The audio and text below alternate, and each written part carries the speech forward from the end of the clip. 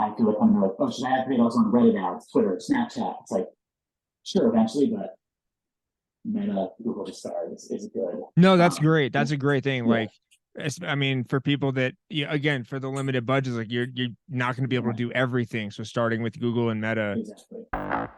So the big question is this: how are creators like us, who aren't built for the 9 to 5, for the people who put their passion before them being comfortable, how do we turn that passion into a living that pays the bills and a life that we love? That is the question. This podcast will give you the answers. My name is Noah Mittman, and welcome to Conversations with Creators.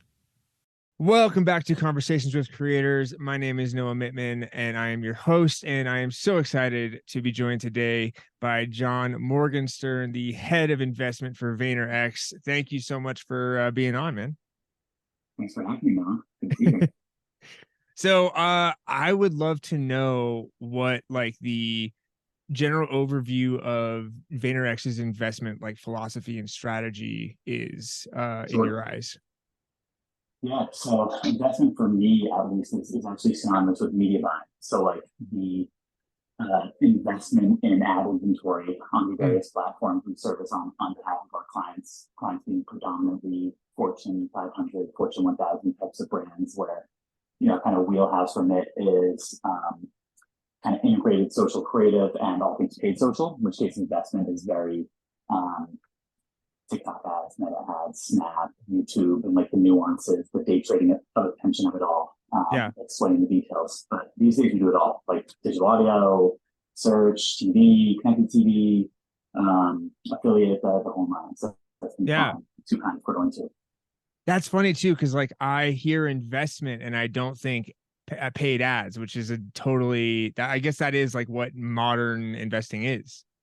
Yeah, exactly. I mean, everyone has different names for it. Like some other agencies call it investments, some say media activation, some say media buying. But also at the agency level, it also includes things like ad tech and like third-party software that we use to service this inventory. So, which tools you license and what's worth the squeeze. And Jerry does have a investment side of his realm. It's more the like Gary Vaynerchuk personal brain level, and I get to kind of dabble in his world as like his personal paid media extraordinaire / like math guy. So I do get a bit of exposure to that. Yeah, but that's like the exception. Like day to day, I live in the details of all these paid media platforms and like what drive business results. Yeah, you're just living in the ad managers, huh? Exactly. And helping like disseminate, I said, like central ad Vayner across the agency all times, and then work across teams, right, across our offices and buildings to like help up level across our work. We have Vayner's like 1,500 folks, and they're the ones really like the foot soldiers and all the piece of businesses dedicated. I have a luxury of like bouncing around. Like no 2 weeks are the same in terms of what clients I'm helping out on, or new or existing. Absolutely. What's so within kind of the ad buying space, what's like a recent success story or case study that you're pretty proud of? Yeah. I mean, Gary talked a lot about this at Cannes. So there's the Cannes Line Festival of Creativity, the whole like industry conference in South France last week. It's like the Oscars of the like large media and creative games. Very romantic about the ad business and all this sort of stuff. And Gary had a keynote, and he was kind of counterpunching a bit against. There's been this like flurry of AI related announcements, like AI tech, sure, from Google and Microsoft and all the tech companies, but tons of agencies and ad tech, marketing tech vendors too. Like everyone, gold rush sort of energy. And I mean, Gary's also been the first to say early on that like this is AI is incredibly fascinating, compelling, and powerful, and going to be a humongous deal. But it was I use it every day. Yeah, but it was just like it became such a hot topic at Cannes. Gary's whole thing was the industry, in his words, the industry, romanticizes yesterday, like the golden age of TV commercials, like mass marketing, top down. It loves tomorrow, like AI, where things are going. But today, and this guy's point, is kind of going full circle to your ask, what is happening today? Yes, AI for folks like yourself. It's going to do a lot, but for like the consumer, like the average buyer of household goods, like the average American household, where's their attention? What do they care about? It's still predominantly in various manner of mind, but the social platforms, particularly Meta, YouTube, TikTok at the moment. And then, secondarily, we get really excited about just the state of streaming and how many living room eyeballs, as we call them, have like moved over to connected TV, which finally has more ad-supported options. Yeah. So honestly, my answer of like success stories is still like TikTok performance ads or unlocking like Meta conversion marketing scale through like Reels creative at a time when everyone's still very reliant on like static existing best practice sort of meta creative. I will say I've been seeing a lot more sponsored ads on TikTok just in the feed.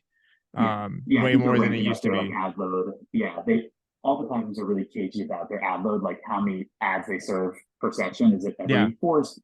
So I try to get a straight answer, but it seems like right. It seems like Reels has been, Shorts, YouTube Shorts has been. It's part of the thing. Absolutely. So it sounds like, I mean, Gary's kind of, fully immersed. That was one of the questions, was like, how much has his presence and influence impacted the decision making and strategy that you do for the company? Yeah, he's big. Like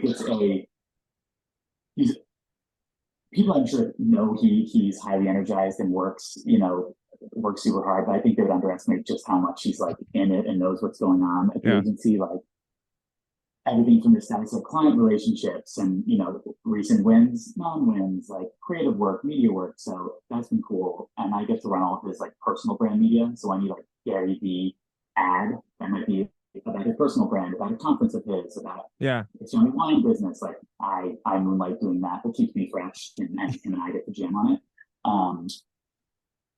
So a lot, and he really comes top down and really pushes the org. But he's also the first to say that, especially in like big brand land, we're often like the red tape and like the latency and adopting of new things happens for a reason, like brand risk and all that. But he pushes. He likes to say like the industry is at a 2 in terms of like catching up to the state of modern digital short form video creators, AI, etc. He comes in at like a 9 or 10 in terms of like this is what you should be doing. This is the reality. Kind of knowing that and it's a good thing, even if we can move the chains with our big agency and our big clients. So he's just overwhelming every room that he's in, basically, with knowledge. Yeah, like yes, and it's what folks want from him and us. Like we're not just there for the work; we're there for like the vision and the thinking and the push on the innovation and like reality. And there's always an advantage of the upstarts, the scrappy folks, the challenger D2C brands, like their speed and agility and willingness to do things and lack of legacy just is an advantage. So you're always trying to like kind of put that top. But he sits in that world, he knows that world real well, entrepreneurial, scrappy, and big brand. And that really is kind of his / our thing. Yeah, absolutely. What advice would you give to somebody just getting into starting like their first paid ad, or if they have some money to spend, whatever? I mean, I know budgets vary drastically, but like, what's a good square one for somebody thinking about doing an ad? I love this question. I mean, I would say for one, it's never been easier to Google, watch YouTube videos, like learn not just how to use the ads interfaces, but even get like the certification from the platforms like Meta Blueprint, Google Ads Academy, that's your LinkedIn resume, all that good stuff. But even all that can at least get you like facile in the interfaces, but nothing compares to just, as Gary would say, you don't read about doing push-ups so much. Like you just have to do the push-ups. You might might be offered at first. You've got to do just it. Jump in. Yeah. And especially with whether it's like a business or a thing that whoever this person is who's going to get into the ad and start running them, whether they have it themselves as a side hustle, or they have family, friends, colleagues that have any sort of business. It could be merch, apparel, B2C, it could be B2B, lead gen, it could be lawn care, local restaurant. Nothing compares to spending on especially the smaller the business and the tighter the dollars, the more you feel it. Spending dollars on a business and measuring the impact. Ideally, it's like your own thing or something very near and dear to you, because the natural energy and care you'll have to sweat the details and learn and grow just will be more than, oh, hey, there's a mock, account I made to mock learn. Like that's good too.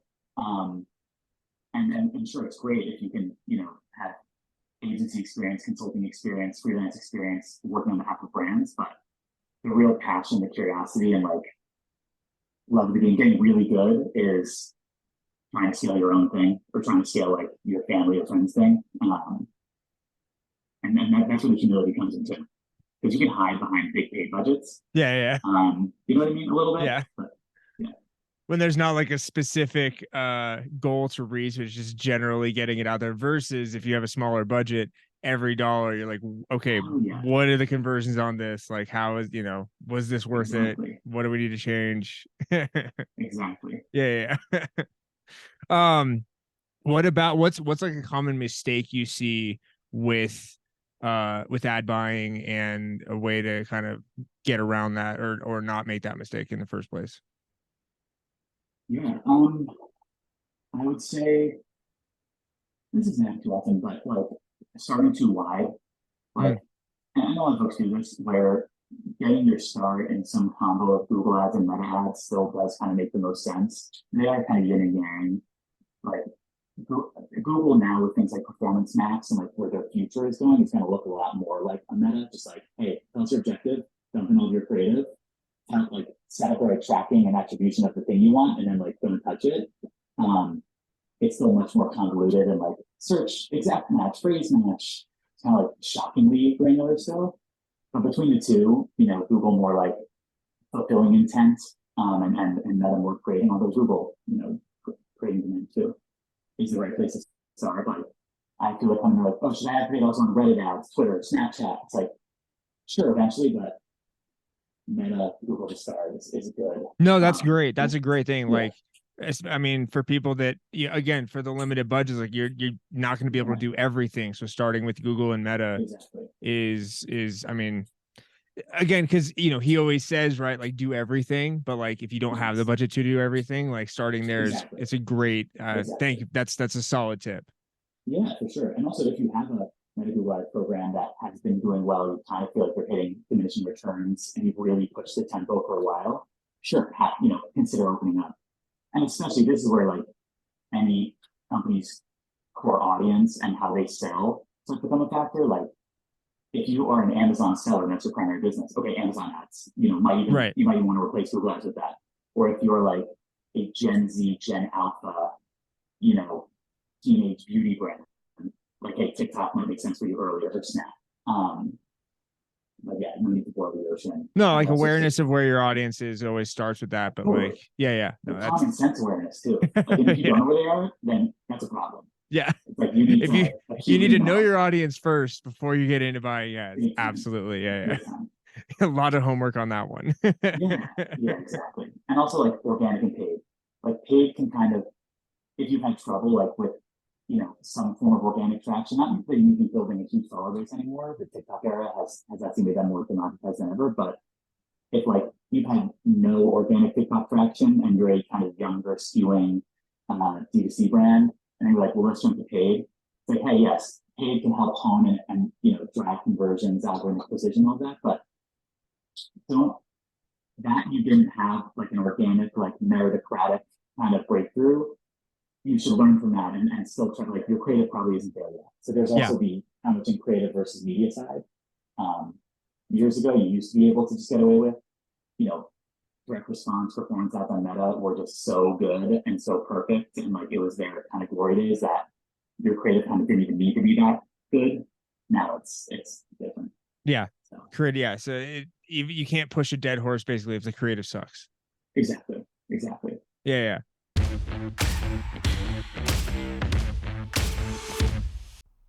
Hey friends, it's your podcast buddy Noah Midman here, and I want to talk to you a little bit today about one of my passion projects, my clothing brand, Clothing for Creators.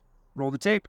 If my life were a movie, the hero's big speech would end with, "Stop waiting, start creating." Because that's the drive behind my story. Like when I couldn't afford to finish film school. So instead, I started my own production company and gave myself a trial by fire YouTube business degree. And it's not just me with these kinds of stories.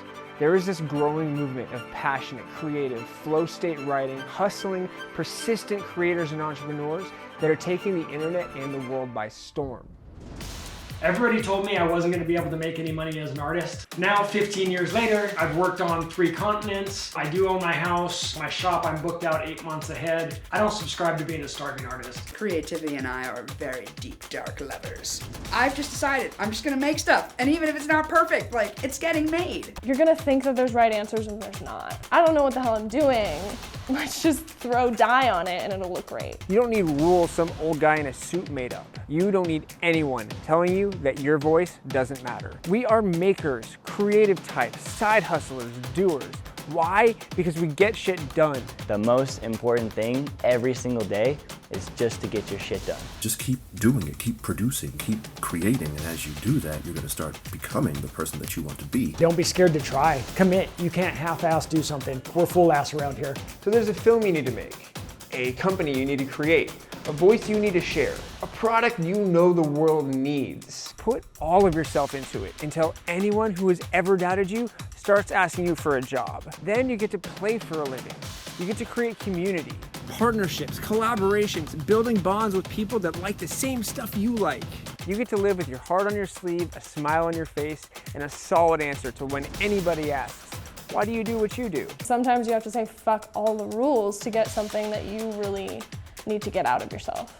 You don't need the opinion of the old guy in the suit. You have to give yourself permission to just go. A little less conversation, a little more action. Clothing for creators. Go check out snowmanfilms.shop today. Hey there, fellow creatives. Conversations with Creators dives deep into the minds of successful filmmakers, artists, musicians, and all-around awesome people. We are looking for some kick-ass sponsors to help us keep this show on the road. If you want to reach a tribe of dedicated listeners who are just as passionate about creating as you are, then look no further. Our audience is full of people who appreciate a good laugh and are always on the lookout for new ways to fuel their creativity. So, let's team up and create some magic together. We'll work with you to make sure that your brand is showcased in the best light possible. And who knows, maybe we'll even become lifelong friends. Just imagine, years from now, we'll be reminiscing about the good old days when we first teamed up to take the world by storm. Send us an email at noah@snowmanfilms.net to say hey and get the ball rolling. Now back to the episode.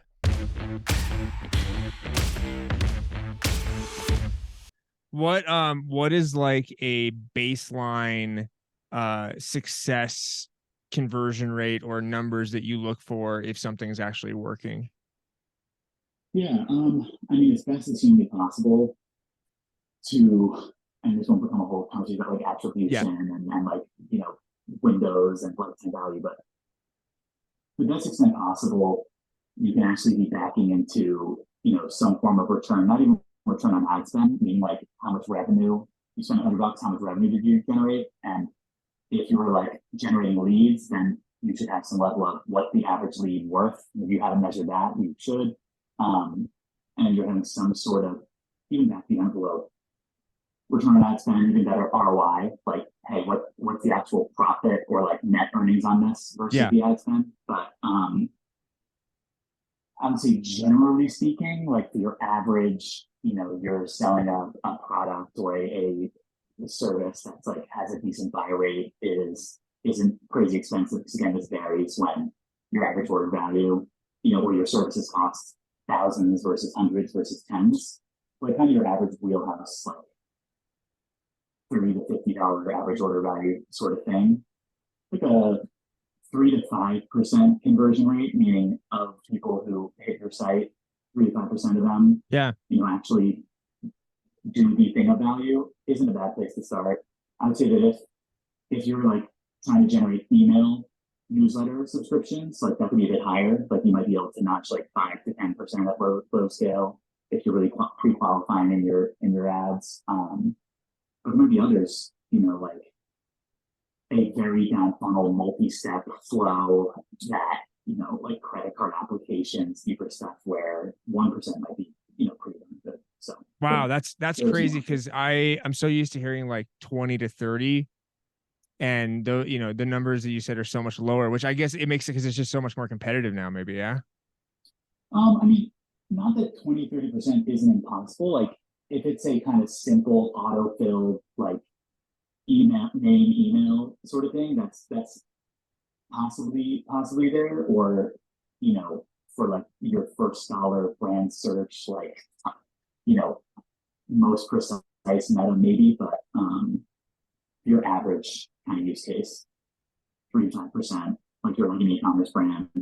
Yeah. I mean, that's kind of comforting to know. Like, yeah, you're doing okay if you even have low numbers. It's like, just keep going. yeah. I mean, as long as again the math works out, and Right. If the math is there, and yeah, totally. exactly. If there's ROI on it, then keep. Actually, that's a good question. Like, how long do you give a specific ad or something runway to see if it's successful? Days, weeks, like what I mean, I know it moves fast, but like what's the general yeah, I mean, this gets into like what I call like the learning periods of all of these platform algorithms, and they've gotten really good at like telling you when you're in them or not. Meaning the way like the machine learning works, like the you're running conversion campaign in Meta, you cycle in a new creative, and it'll tell you, like, hey, this is a new creative. We might have like a baseline sense of who to serve it to because all the account history and what we know have worked, and increasingly it's getting even better and better. But you're in the learning period now where like we're serving it out, we're kind of getting a sense of, does this outperform your existing stuff, does this reach a different audience, how it sort of does. And the more frequent your conversion events, or the more you spend, the faster you'll get out of the learning period, because it's like a stack problem. It's like it needs enough data to be like, it used to be 50 conversions, at least 50 events, but it's gotten speedier and speedier. And then once you're kind of through the learning period, then it's like kicked into gear. You kind of seen it go from worse to better, and then you kind of have anywhere from like a few days to a few week kind of honeymoon period with the piece of creative. So generally, folks agree that you gotta at least let the algorithm have the time, and it's different on every platform, like to get through that learning. Because until then, it's like you might see that it's not looking great, but this is where like sample size and statistical variance and like false negatives. What sample size are you comfortable with, like making a decision on?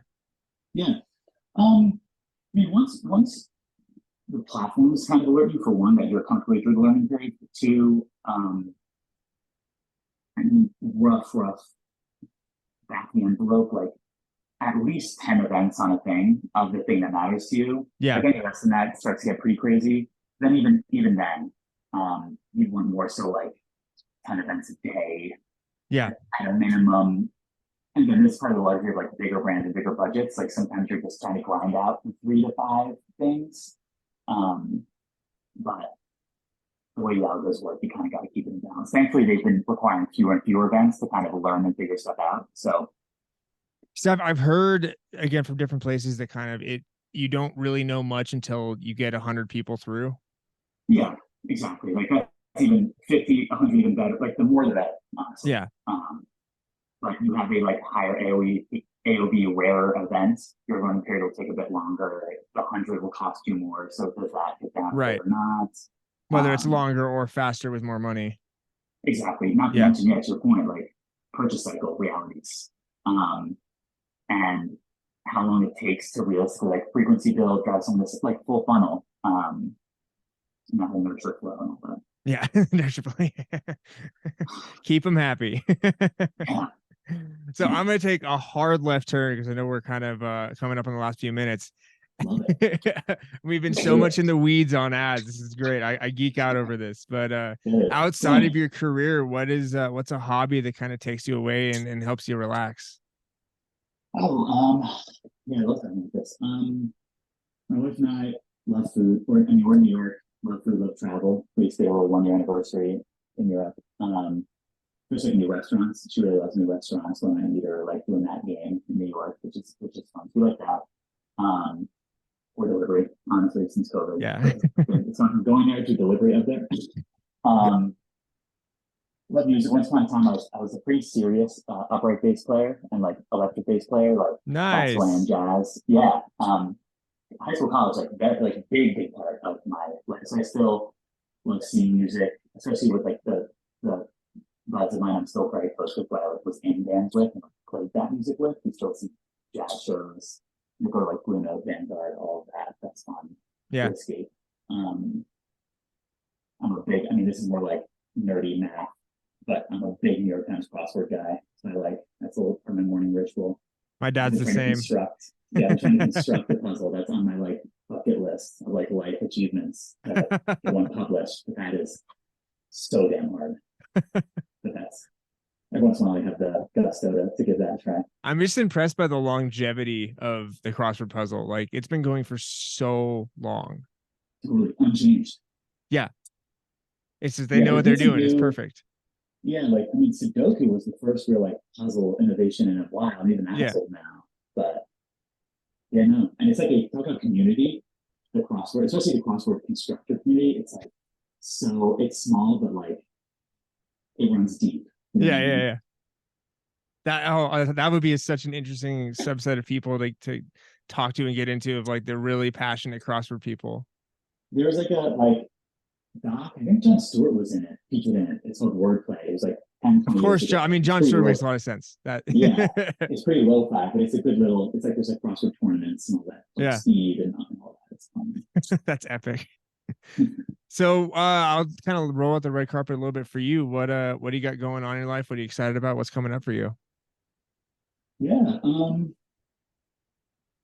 back from camp, summer's always interesting. I mean, these days, it's wartime in a sense of like dollars have to be justified and more intensive than ever. Like macroeconomy stuff, like it's time to under a lot of pressure by extension agencies and platforms. So summers 8 years ago, like agency Fridays or like advertising Fridays were more of a thing of, oh hey, like Friday work from home, clients are more chill. Summers can be a bit of a downturn unless you're like outfit brand or big summer entertainment where 4th of July, summer is like your high period. Yeah. Usually summer is a bit more or a bit less intense, always on 24/7. But this summer is different. So back from Cannes, there's already lots of conversations happening, lots of business happening quick. Yeah. So this summer will be a bit more work-y.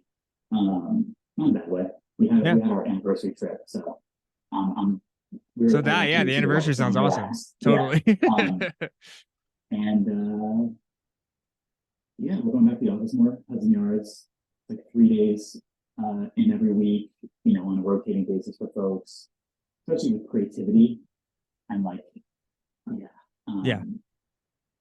engineering. Different verticals and companies have different justifications for it, but I get Gary being like, I really miss this, which I didn't want it. So that's gonna be more of a thing. I live super close to Hudson Yards, so that's fun for me. I can walk and then walk. So basically sounds like work-life balance is the main goal. Like work at the office, work from home balance. Yeah. But also taking the best of like remote work and having satellite folks that are great talent, and kind of, not going back to totally what it was. That sort of thing.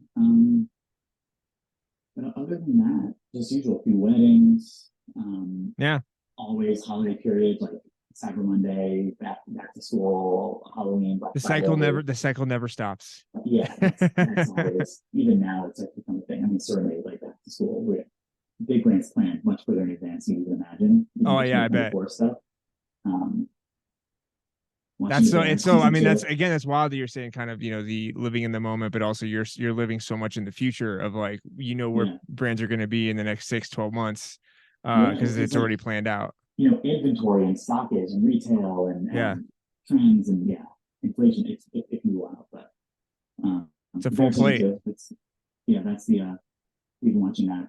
We left it there in the show, so we got that. That'll be later tonight. Hell yeah. Well, dude, thank you so much for being on. I see we got you in the time slot that you're available, which I'm very happy with. Beautiful. Yeah. I guess I'll flip it on you. Like in the last minute, what's going on with you? How's the podcast going? It's going good. Awesome. Yeah. I started kind of DMing people that I maybe thought were slightly out of my reach, and people have been saying yes, and it's super exciting. I from this morning to just now, so I have the other side of my show is called Crafting Creativity, which is kind of just me just spitting off the brain and making cool videos. So I shot 4 episodes of that today and edited 4 episodes. And so yeah, the podcast is moving. I got a couple of pretty good paying client gigs later this week, and so rent is secured and the podcast is moving forward. So had some biking time with the kids in the yard today, and it's been solid. Sounds like a good. I mean, you gotta generate, eat what you kill, and you're on the hook. You're your own boss. But if it's all in balance, sounds like you work damn hard. That's awesome. I mean, again, it's kind of getting up at the. Well, I guess I just passed the 12-hour mark on today because I got up at 5. Because the main point was I wanted to film all 4 videos today before the kids got up. And I can pretty much one take with a teleprompter. So, but I still had to get everything set up and everything. So when I came upstairs and the kids were just waking up, I was like, I did it. All right. That's awesome. That's awesome. Yeah, it was a really good day today. Good. But yeah. Well, I appreciate your time, and for everybody watching and listening, I appreciate you, and I will see you next time.